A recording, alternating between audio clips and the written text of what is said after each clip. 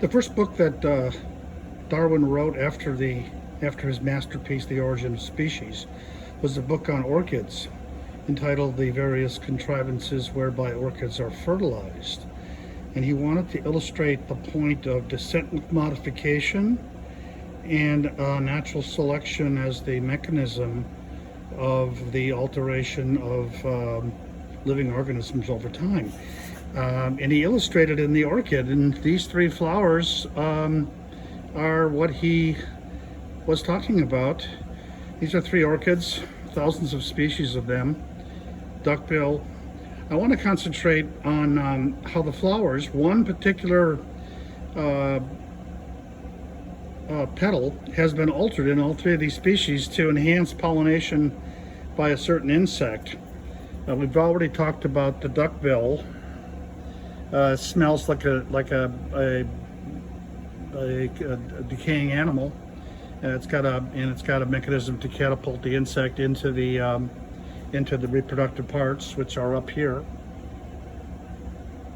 right there. This is a standard orchid you've seen at the stores.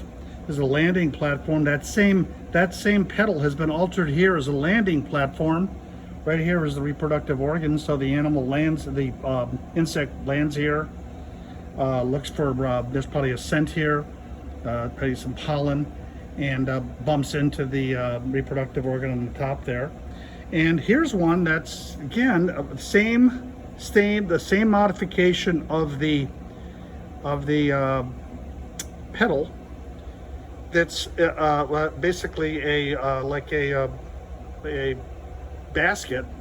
Insect crawls in here.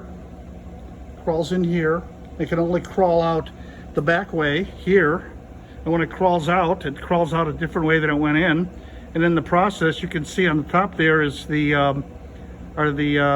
pollen, is that pollemia I talked about. But it's another mechanism to get the insect to transfer pollen from plant to plant. But again, the point he makes in his wonderful book is all three of these modifications come from the same modified petal, and you can see how unbelievably different they are. Yet, if you did botanical development work, the genes controlling this are probably very similar but very labile, and they can lead to these unbelievable modifications over thousands of generations. But there's many more. Fascinating. It's fascinating that he used that illustration to demonstrate his theory